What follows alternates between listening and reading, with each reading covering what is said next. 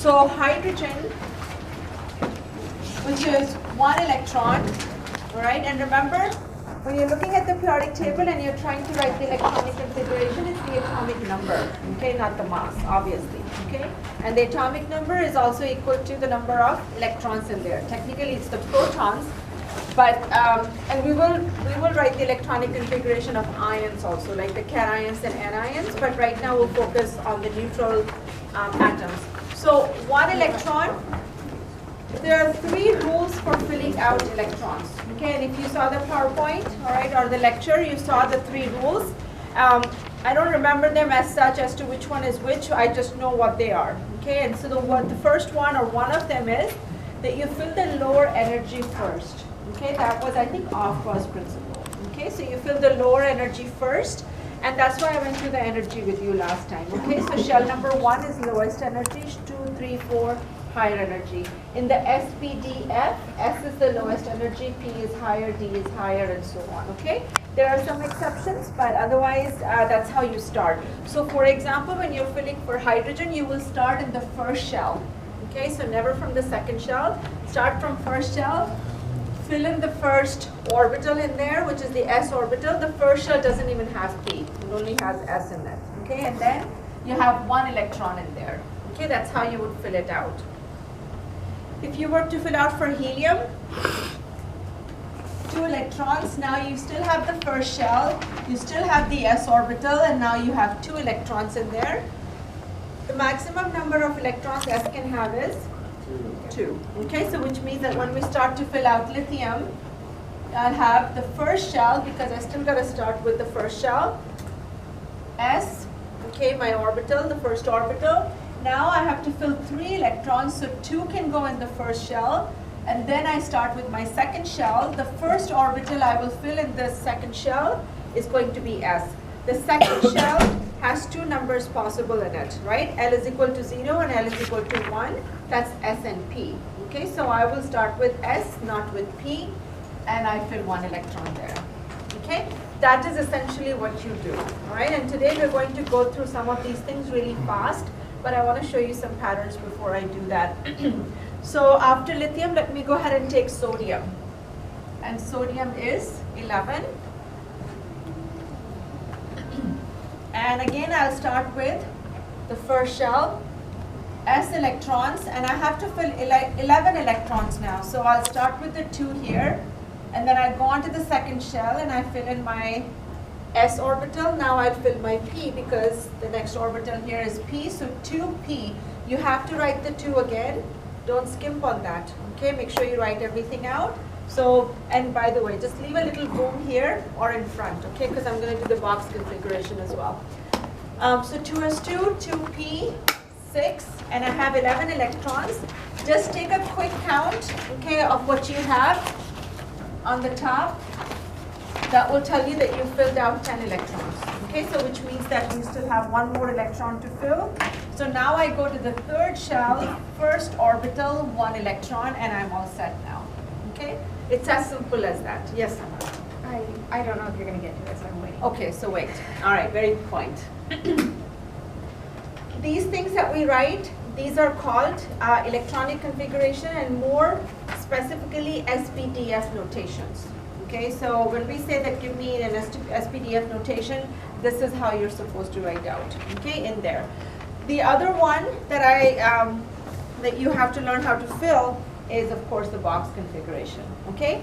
And the one that you have right here, this is the one you have, this is essentially box configuration that you draw boxes, okay? And depending on which textbook you pick up, there might be a box or there might be a circle, okay? And it doesn't really matter. So let's look at hydrogen over here. So when you're filling out the box configuration for this, you have 1 box, which is for S, and you have 1 electron in there, okay? And the 1 electron, how do you draw that electron out? And this is just, I'm telling because this is the first time you may be doing this. In your worksheet, I have drawn this arrow only because Word doesn't have half an arrow in there. Okay, Word has only a full arrow, and a full arrow is also a representative of 1 electron. Okay, no problems. But a lot of times you may also see half an arrow. I learned at half arrow, so I usually drew half arrows. Okay, in there, but that also indicates 1 electron. So whether you draw a full-headed arrow or half-headed arrow, it doesn't really matter. Okay, it's your personal choice, whatever makes you feel comfortable. Now we get to the other two laws. The first law is the Aufbau Principle, in which you fill from lower shell to higher shell. The other two rules that we have, one is Hund's principle and the other one is Pauli's exclusion principle. Okay, and one of them states that when you fill 2 electrons in a box, they should be in opposite spin. Okay, which is perfect because that is the magnetic spin number. Okay, plus half and minus half. So when we are filling out for lithium, this is how you would fill it out in opposite spins, and you will see that in my in your handout also. Okay, that everything is in opposite spin unless I am spinning your mind. Okay, which means that I'm asking you to correct something. Okay, in which case it will be wrong. But otherwise, this is how it would be, and then the 2s would be 1 electron. Okay, over here. So then for this one, the box configuration would be the 2 electrons. Now P, remember, can have 6 electrons, right? And P has 3 numbers, plus 1, 0, minus 1, Px, Py, Pz. So it has 3 numbers, so which means that I'm supposed to draw 3 boxes for this. Okay, and the third rule, okay, the first rule, lower energy first. Second rule, opposite spin. The third rule is that you fill electrons singly first in each of the boxes, okay? And then you pair them up. Okay, that's the third rule. You can start your filling anywhere you want, because remember, these are equal in energy. This is what is called degenerate. Okay, so they're all equal in energy. You can start anywhere. The only rule is that you fill them singly first, and then you start pairing them up. And I have 6 electrons, so that's perfect. It will all pair up anyway. This is more true when there are not enough electrons in P. So when you have 3 electrons or 4 electrons, then you will have to work on that. Okay, and we'll do some examples of those as well. And then finally, my 3s1 is like this. So here's the deal. Okay, this is what I feel about SPDF notation and box configuration, is that you cannot write the box configuration without the SPDF notation. Okay, because only when you write the SPDF notation, only then you know how many electrons to fill out and how to fill them out. So always write your SPDF notation first, okay, and then do the box configuration. That will help you, because if I were to erase all of this over here, then we kind of get lost as to what these electrons are. Okay, so it's much better to have the notation there, SPDF notation, and then write the boxes. Good so far? All right, let me go ahead and write this back again, because I need to show something. 2p6 and then 3s1. Okay. This is all group 1 elements, right? Hydrogen, lithium, sodium, and then potassium, rubidium, those are all group number 1, okay? What I want you to see, the pattern over here is for S1, S1, S1. Do you see that? They're all ending in S1, okay? S1 meaning that you're starting with the first orbital, okay? So whether it is the first shell, second shell, or third shell, it doesn't matter, but you're still filling out the s orbital and only 1 electron in that s orbital. Are we good? Yes? Do you see that pattern? Okay, that's an important part. And then we go ahead and write maybe a couple for the second group as well. So beryllium and magnesium. And don't wait for me. If you're good in this, then go ahead and just write your own. Don't wait. 1s2, 2s3. You don't have to write the box configuration if you don't want to. Just write the SPDF notation.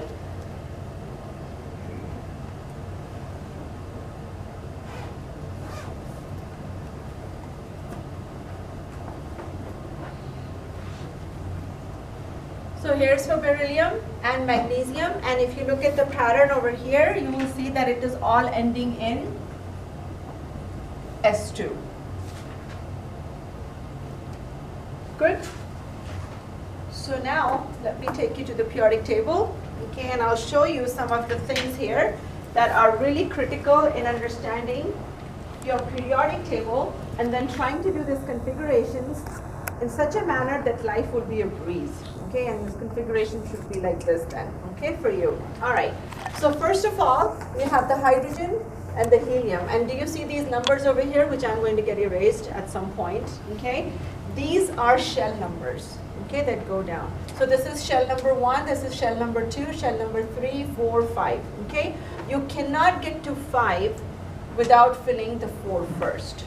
Okay, over here. That's how it goes. Okay, there are some exceptions. If you understand the periodic table with me today, you will have no problems. Okay, in doing the SPDF notation. So just ask me anything that you missed. So these are shell numbers over here as you go horizontally. Okay, so which means that we have 1, 2, 3, 4, 5, 6, 7 shells. Okay, only. We don't have an 8th shell. We don't need one. It's not that it's not there. There's no need. Okay, at this point for that shell. As you go towards the right hand side, okay, this is how the electrons are being filled in that shell. So in the first shell, if you remember, the first shell was 2 electrons.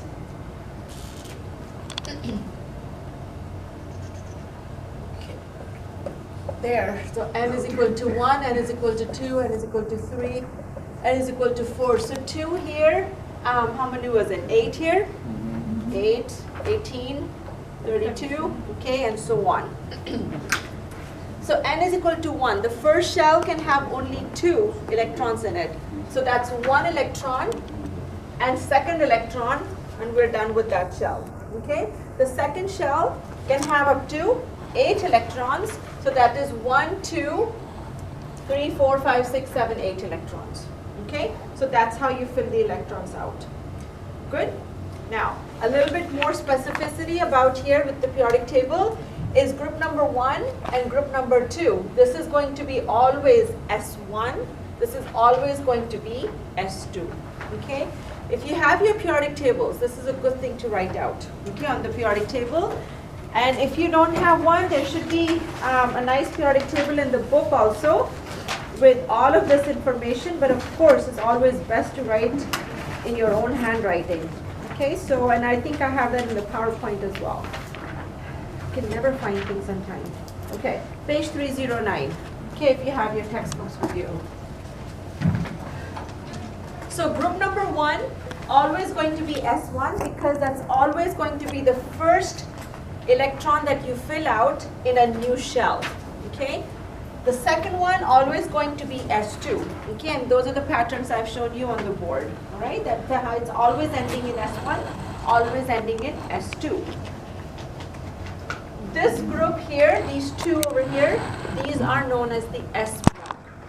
Okay, these two over here, because all of these are always going to end in the S electrons. Okay, so this is S block. Right here, where you have 1, 2, 3, 4, 5, 6. These are the P block, okay, because in the P block you can have up to 6 electrons in the P subshell. So this is the P block, and guess what this one is then? The D block, and then right down here is the F block. Okay, in the F block you should have up to 14 electrons, right? Okay, so this is 14, starting from cerium right here. 1, 2, 3, 4, 5, 6, 7, 8, 9, 10, 11, 12, 13, 14. Okay, the D block is 10 electrons. Okay, so there are 10 columns for the D block. Are we good?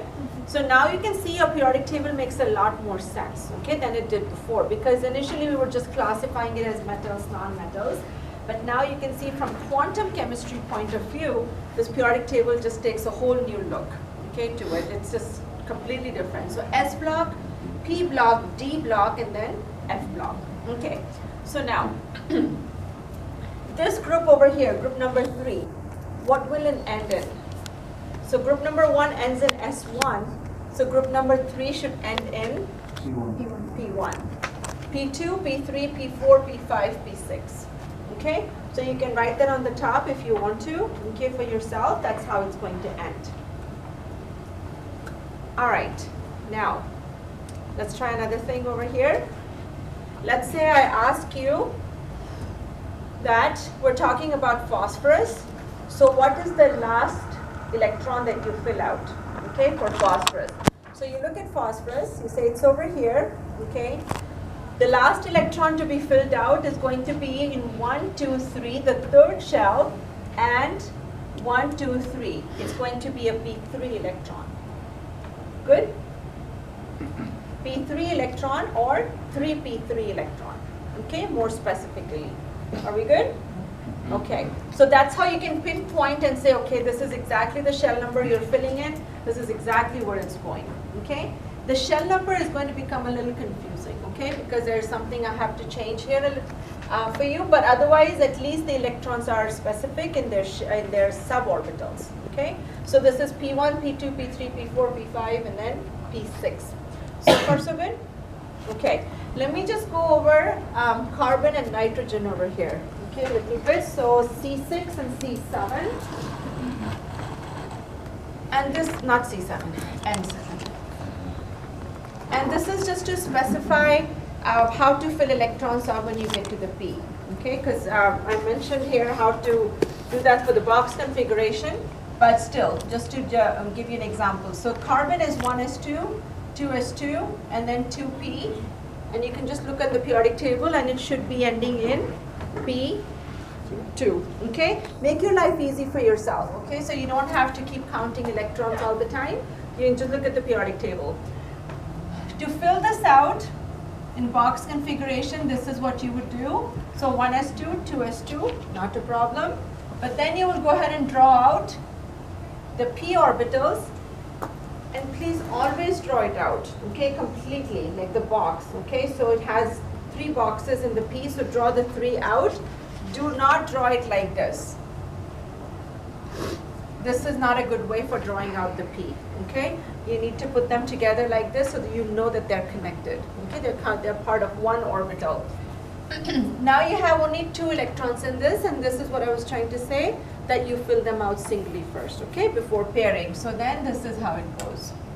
Okay, that's the correct way. This would be the wrong way of filling it out.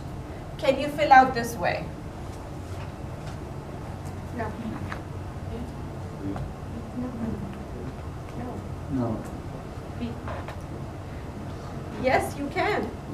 You can, sure, why not? Remember, these 3 orbitals are exactly the same. Okay, so you can fill out the first one, second one, third one, whichever one. The thing is that they should be single.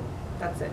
Okay, that's the important part. You can fill it this way, or the third combination would be this, and they're all fine. Yes, Malik? Does it matter which way the arrows are like? No, not even that. So, for example, I'm sorry to cut you off again, but anyhow, yes, you can do it like this also, if you want to. Yeah. So just make sure that you don't do it this way. This is not good. Okay? Yeah. They should be going in the same direction, in the same spin, but singly first. Okay? All right. Those are all the important criteria as you're filling these things out. Okay? And again, you can afford to do this and this kind of a filling only because these orbitals are degenerate. Okay, they have equal in energy, so it doesn't matter which ones you fill out first, okay? But logically, this is the best way, right? This looks nice and neat and all that. So, stick to this. That will keep you, give you a good track of how you're filling your electrons out. Okay, and then nitrogen is going to be the same thing then. So 1s2, 2s2, 2p3, yeah. And then 2 electrons here, 2 electrons here, and then 1, 2, 3. Okay, so singly fill out the electrons. This part becomes really critical in bonding, okay, which is why we need to do this, okay, otherwise I wouldn't be specifying this. Okay, so let me look at your worksheet now, and for those of you who had a little issue with question number 1, pair the following electronic configuration with the same properties. Now, we learned back in chapter 2 that when you have groups, those group elements have the same properties, right? So all you're looking for in these elements then is how they are ending, okay? Because that's how you will figure out whether they have the same properties or not, because they will belong to the same group. So for example, A is ending in 3s2, right? Specifically s2. So you're looking for any other element that is ending in s2, and it is D, right? 1s2 and 2s2. So those are the 2 elements that will have the same properties, which means they belong to the same group, Okay, that's what this question is about. Yeah. You didn't answer my question, so I'm gonna ask it. Why do you put 3D, why do you put 4S before you put 3D? So I'm getting there. I'm not gotten there. Never mind. Yeah. Okay. So I still have to go over exceptions. All right. So then question number 3 is the electronic configurations that you figured out. Question number 4 was not an issue, right? No. Okay. Very good. So then let's go on to number 5. Without looking at the periodic table, write the SPDF notation. That should not be a problem because then all you're doing is taking the electrons and just filling them out. Okay. And so let me get to 18, okay, which is argon. So argon 18, and by the way, when you do your electronic configurations, my advice is to sit with your periodic table, okay? It's the easiest way to do it because all you have to do is go line by line by line and just fill out all the electrons from there, okay? But otherwise, 1s2, 2s2, 3s2, no, I forgot my P, yes. So 2p6, 3s2, and then 3p6, 10, 18. Okay, 18 electrons. Looking at our shells, in shell number 1, I have only s electrons. Shell number 2, I have s and p.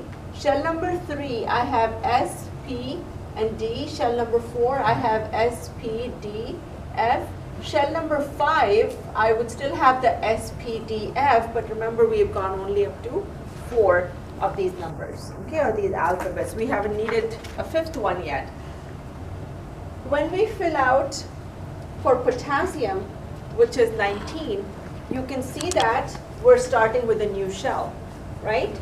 So technically what happened here, what we just did is 18 electrons. So we filled out the 2 over here. We filled out the 8 in the second shell. Are you with me? Yes? And then the 3s2 and the 3p6. The 3s2 and the 3p6. We fill that out as well. But then when we start with potassium, it seems like we are in 4s1, right? That's what it says. So which means that what we did is we skipped this one and we went straight to the next shell over. Okay, that's what we did. So this kind of a thing is an exception to the rule where you say that you fill everything down here first. The energy rule that we have, the Aufbau principle, that you fill from the lowest energy first, it's still the rule. It is still the rule. The only thing is that the 4s orbitals are lower in energy, okay, than the 3d. That's what happens, okay? Now you do that only when you get here. Until the previous chapter, you know, that's what you learned, but then when you get to this chapter, suddenly you start having exceptions, okay? And so there is a little diagram, okay, somewhere which shows you how this thing works, okay? And that is on page 306. If you have your textbooks, if you have the PowerPoint, I gave it in there too. But trust me, you don't need it, okay? You will need the periodic table. Once you have the periodic table, everything is just fantastic, okay? But this is the chart I'm talking about, okay? And this is how you fill electrons out. So starting from 1s, you just keep following the arrow. That's it, okay? So in the beginning, if you need this chart, that's fine, okay? So which means that you fill in the 1s first, then the 2s, then the 2p, and then the 3s, and then the 3p, and then the 4s, which means the D did not even come into picture yet, okay? So it's, you go out first, you fill the S, okay? But then look what happened after calcium. You came to scandium, right, which is 21, and this is the D block, okay? Which means what happens? You come back in here, you fill the D, and then what happens? You go out again, okay? So after D, you are out in P again. Do you see that? Okay, so this is the kind of zigzag thing that keeps happening after the third shell, okay? But if you follow the periodic table, you will not go wrong, okay? If you do this without the periodic table, you may miss that little fact. But if you follow the periodic table, you'll be fine, okay? All right, so we did argon there. Let me do potassium. Actually, let me do calcium, okay? Then we'll get into the transition metals. So calcium is 20.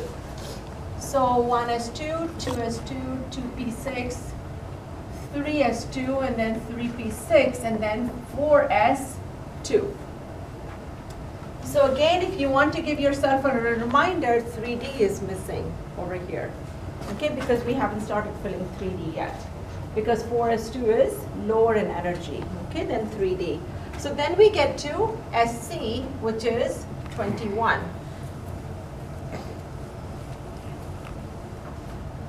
One S2, 2s2, 2p6, 3s2, 3p6, 4s2, that is still there, that hasn't gone anywhere, and now you have 3D1. So now you went inside to fill the 3D, which means that you need to make a note on your periodic table that this is 3D. Okay, this is not 4D. So even though this is coming after the fourth shell, or this is in the same row as the fourth shell, this is actually 3D.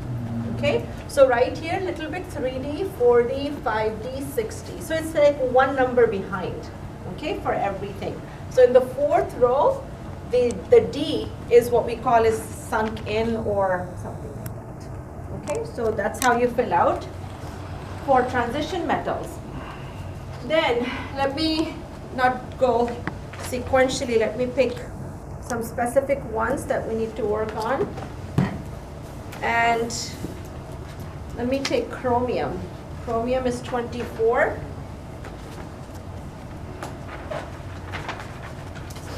Actually, it's not even, yeah, chromium is the exception there again then.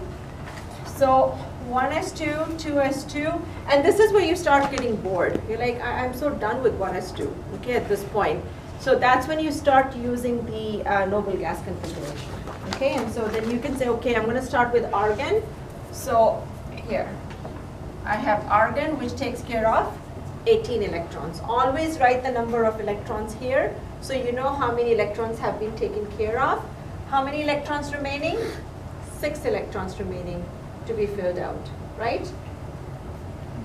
Right, okay. All right, so if you have 6 electrons remaining, and I have argon here, argon was 18 back there, so now I have to start with potassium, which is then 4s2, and after 4s2 I go into 3D, right? Okay, so 3D, and now chromium, all you have to do is just count, okay? So this is 1, 2, 3, 4, so that's 3D4. But this is also wrong. I'm very sorry. This is the second exception, okay, that you will encounter. So the first exception was the energy rule, where the 3D is higher in energy than 4s2. Okay, that's one exception. The second exception comes when you have 3D4, and this is only for D and F orbitals. Okay, it's not for P orbitals or S orbitals. S is of course definitely nothing, okay, because there are only 2 electrons. But not for P, only for D and F. Okay, and this is what happens. Instead of this, it's actually 4s1, 3d5. Why does that happen? We have to write the box configuration for this, okay, in order to see this completely. So 4s2, and for D, you'll have to have a box of 5.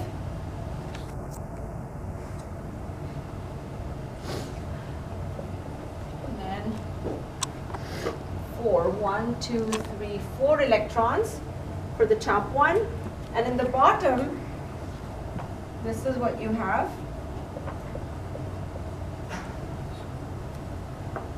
For S1 and 3D5. The bottom configuration, where you have all the orbitals singly filled, is a lot more stable than the one on the top. Okay? So you have an exception here also then, all right, is that you have to fill electrons singly out for everything. And this again, as I said, happens only in D and only for F, okay, not for P. You don't want to do that for P orbitals. Okay, so chromium has this, which means that molybdenum may also have this, which means that tungsten may also have a W, okay? It may have the same issue. The other issue will come when you get to copper, okay, and copper is 29, And again, we can start with argon, as in argon 18.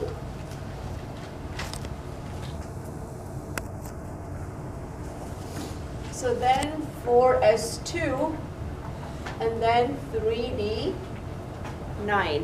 Technically speaking, that's what you would fill out, okay? Because you have the 4s2 and then 1, 2, 3, 4, 5, 6, 7, 8, 9.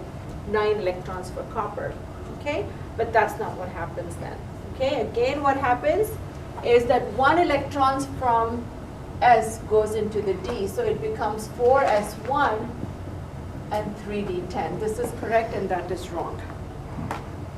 Yes? Should you do that for every D?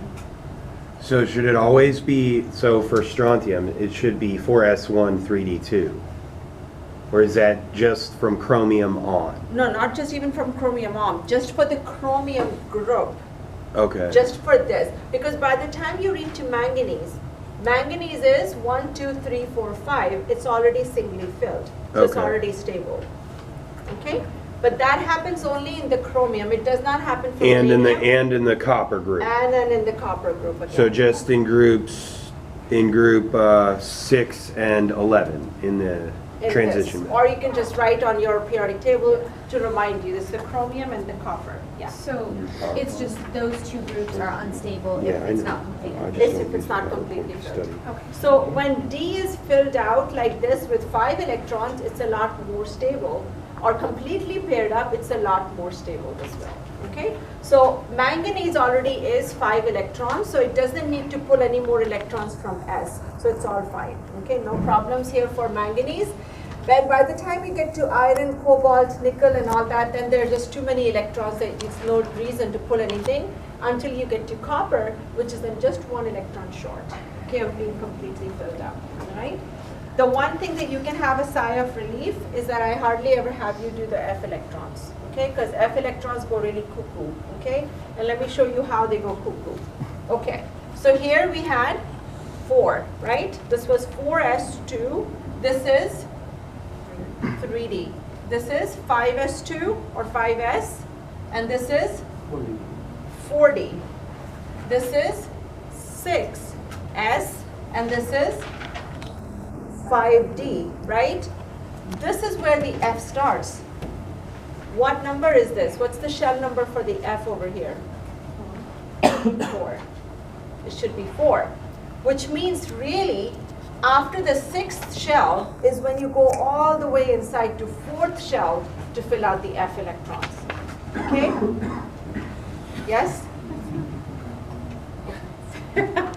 I know, it gets really, it gets more complicated when you get to the F then, okay? Because then you go to inside to fill out the 4F, you come out to fill out the 5D, then you go out to fill out the 6P, start a new shell, go inside to fill the 5F, come out to fill the 760, whatever. Okay, so it gets a little bit more complicated as you go higher and higher. Okay, yeah. Doesn't that contradict the rule of you're supposed to fill out the lower ones first? But it is the lower energy.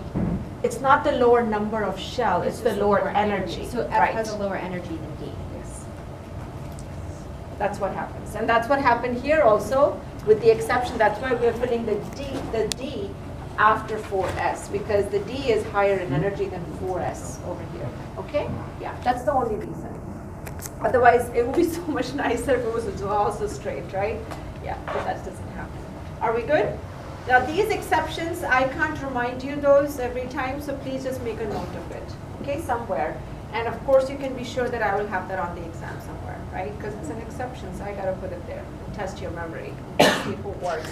So anyhow, what I want to do now, okay, for the next 2 minutes, if possible, is just pick random elements from the periodic table and just write out the configuration, okay, and see if that works. And that's how I advise you to do it. By the way, you can watch TV and do this, okay? You don't really have to lock yourself in a room, okay, to do this. So just take your periodic table, close your eyes, try not to go too much down here, okay? So close your eyes and pick an element and say, okay, I'm gonna write out 4, not this. I'm gonna go up a little bit, okay? And take arsenic, how's that? Arsenic good? 33, okay? So we're gonna fill out 33 electrons in under 30 seconds. Are you with me? Yeah, we can do this, we can do this. All right, if you want to write this, you're most welcome to. Otherwise, just stay with me and I'll give you 30 seconds later, okay, to write it out. So 33 is where we are going, okay? All right, so starting from the top, 1s2, 2s2. Yeah, go ahead, say it with me, please. 2p6, 3s2, 3p6, 4s2, 3d10, and then 4p3. That's it, we're done. That was even like less than 30 seconds. Okay, that's how you do configuration. So I really promote the periodic table. Okay, that if you have that in front of you, it becomes a lot easier. You want to do antimony? Yeah, 51? Sure, under 10 seconds? Okay, 51, keep our goal in mind. 1s2, 2s2, 2p6, 3s2, 3p6, 4s2, 3d10, come out, so come to 4. Okay, so 1, 2, 3, 4, 4p6, 5s2, 4d10, 1, 2, 3, 5. Is it 5? 1, 2, 3, 4, 5. 5p. Good? Easy peasy. All right? Just practice once or twice and you will see that it's really quite easy. You can take the longest one and can still fill things out. Okay? Because if you follow it through and you keep your numbers clear, and by the way, when you're counting the shell from the right hand side, okay, don't count from here, count from helium. Okay? Because otherwise this will keep you one short. All right? Gallium is not 3p, it's actually 4p. Got it? Okay. So count from helium, not from boron. Are we good? Yeah? Do you want to write it out again, or are we good? Okay. So that is your electronic configurations, okay, for just the normal elements. So we saw some patterns there, okay, you know the different blocks. Now let's talk about, let me just look at your chapter, okay? 1 second. So here's the Aufbau Principle, periodic table, and then Hund's rule, Mendeleev, okay, so periodic properties. And I would like to do the ions also right now. I think they do the ions in chapter 9. I would want to do it now because we're right into it. So you might as well learn the electronic configuration of ions. So when you do the electronic configuration of ions, there are two kinds of ions, right? The positive and the negative one, the anion and the cation. So in cation, what happened? You lost electrons. Okay, in anions, you gained electrons.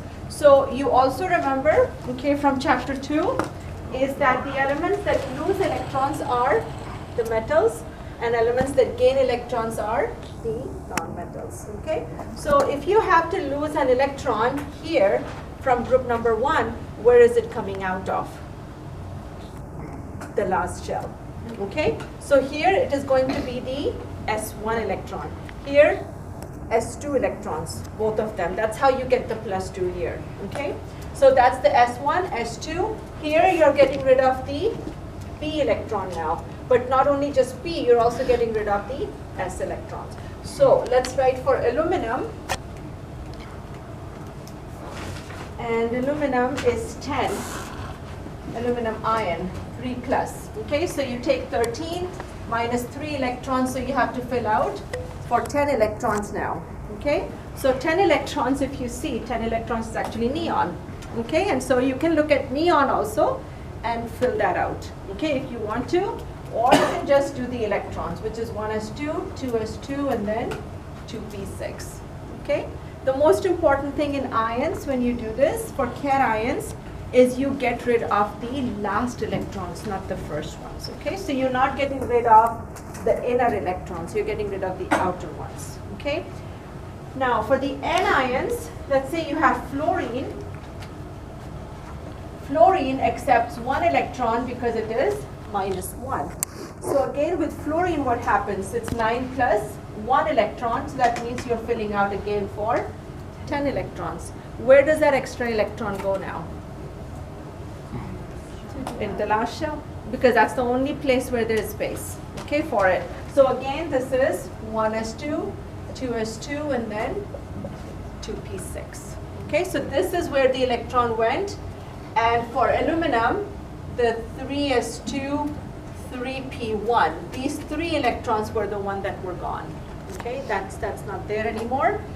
And then here for anions, you fill in the last ones, okay, in there. Now, one term that is kind of an important one here, if you see aluminum, 10 electron, fluoride ion, also 10 electrons, and then neon is also 10 electrons, right? These are all the same number of electrons. These are called isoelectronic. Iso meaning the same, okay, same number of electrons. So these are isoelectronic species when they have the same number of electrons by the way of giving, taking, or not doing anything, okay? So that's one term that's kind of key. Now, with the transition metals, things are slightly different, okay? The main group elements are very straightforward, okay? We are very sure of that group 1 is going to give 1 electron, group 2 is going to give 2 electrons, and so on. But transition metals, if you remember, were fickle, right? Iron can be 2 plus or 3 plus, manganese can be 2 or plus, 4, 7, whatever. So where are those electrons coming from? Okay, and technically speaking, when you fill out the electrons, which are the last shell electrons for transition metals? D. The last shell electrons. It's on the board also. The D are still there. 4. Okay? The last shell is 4. What you fill in is a different thing. Okay? You fill in D at the end, but technically the last shell is this. So you will take those electrons out first. Okay? Not the D electrons. Okay? Because the D have gone to inside. Okay? And so you fill out, you take out the S electrons first. So if you were writing for scandium, which is Sc2 plus, and so that is 21 minus 2 electrons, so you're writing 19 electrons, okay? With scandium is not 2 plus. Usually it is plus 1 or plus 3. So plus 3 is very easy, okay, because that's minus 3 electrons, and that is 18, and that is equivalent to argon, okay? So that is very, very easy. But if it was scandium plus 1, then let me write for plus 2. That might work out better. So 21 minus 2, that's 19 electrons. And so let's start with argon. I'll just do the short version. Argon, that is 18 electrons, and then I'm left with 1 electron to fill. So where does that 1 electron go? S or D? It will go into D then. The 2 electrons that came out, this is from 4s2. Okay, that's where it came out of. So then you have really 1 electron left in there. So take out the S electrons first because they are the outermost electrons. Okay. Couple other words for you which are kind of important in talking about location of electrons. So here's the nucleus, here we have the shells, and n is equal to 1, n is equal to 2, n is equal to 3, 2, 8 electrons, and then 18 electrons. And you know that they're never 18 electrons because you fill out 2 and 6 and then you go outside, right? Technically speaking, so there's never really 18 electrons. You had a question there? Yeah, on the last example, so 4s is the outermost shell. Yes. It still has less energy than 3D. It still has the less energy, but it's outside. So it's easy to take electrons away from there. Yeah, that's what the thing is. Caitlin. What about for the exception groups, so like chromium and copper group? You still take out the one from S first. Can you please just do chromium 2 plus, just so I can see? Just so that you can see it. Just so I can see if I did it right or not. Okay, all right, we'll do chromium 2 plus. And what's the number again for chromium? It's 24. 4. 2, I raised the 2. Okay, so 24, that means you're looking at 22 electrons, right? Yes. For chromium. All right, good then.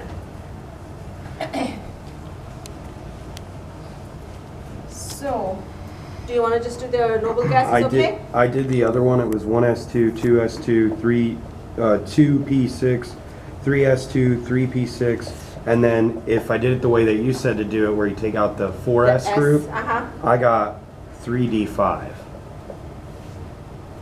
Perfect. And that's correct? That's correct.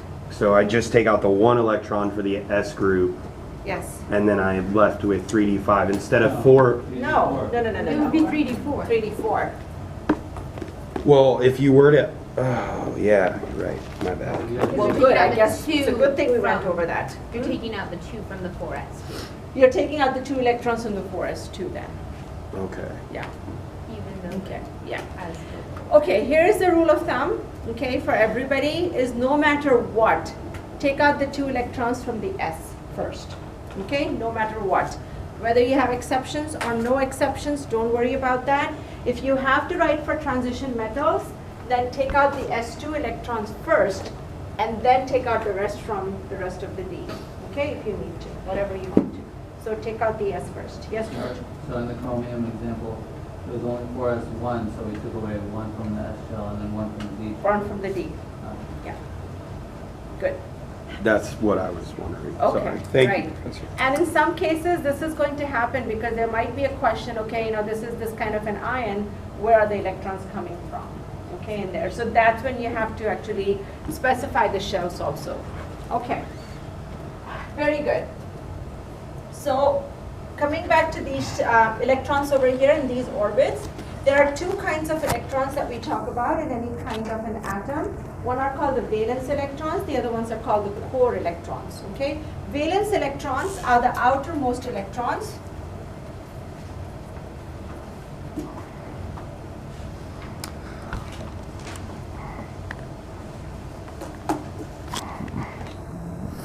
In the outermost shell, whatever the last one is. So that's what I was telling you about with the transition metals, is always get the outermost electrons, which is take out the valence electrons first. So valence electrons are the outermost electrons, and the rest of the electrons are called core electrons, and these are the inner shell electrons. And with the exception of the transition metals are a little bit different because you actually fill out the valence, the 4s2, and then you go to the core, right? Then you go inside, okay, to do the 3D. And then with F, it's even worse because you go really inside the core, okay, to fill those electrons out. So other than those, essentially all the chemistry that happens is actually in the valence shell.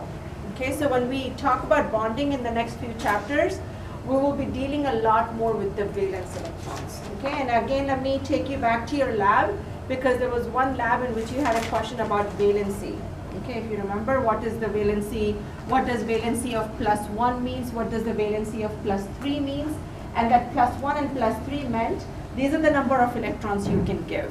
Okay, that's what it really meant. So that's where the valence electrons come from, is the outermost electrons, and then this core would be inside here. Okay, so I have a question for you before I go through this and finish the chart here. At any given time, okay, and I'm going to stand over so you can't see a thing. At any given time, okay, for any of the elements in the outermost shell, how many electrons would you have at any given time? The maximum electrons you can have in the outermost shell. 8, then you stand by it. Good. Okay, anyone else? Anyone else? When you're filling out all of these electrons, okay, at any given time, the valence electrons, the maximum valence electrons possible are, there's only one number.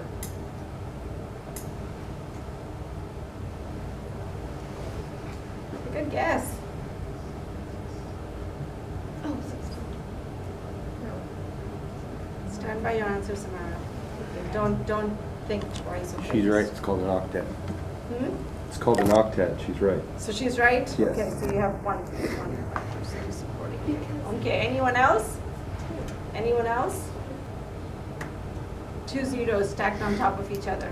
How's that? That doesn't work.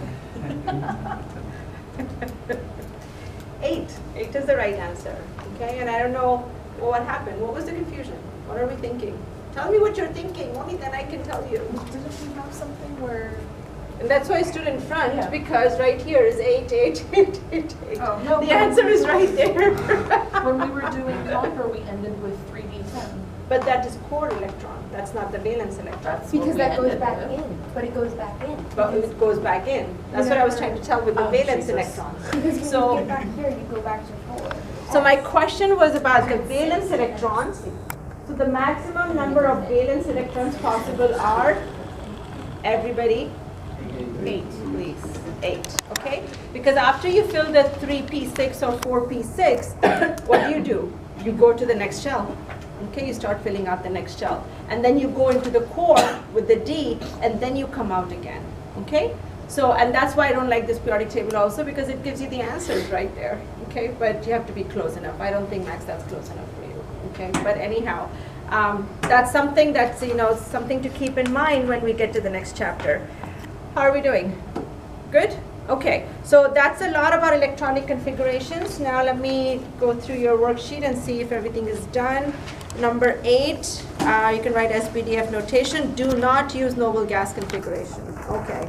And then turn the page, question number 9 and 10. What is wrong? This is like my favorite question. Okay, what is wrong with something? And I think this is why I hated computer programming, is because I just felt like I was looking at everybody's mistakes, and so this is what this is also, okay, is looking at mistakes, okay, and here trying to see what is wrong and what is right. So here what you have to look at is very minute details, okay, and I will trick you, sorry, I'm very, very sorry, okay, but I will trick you with very small things like this.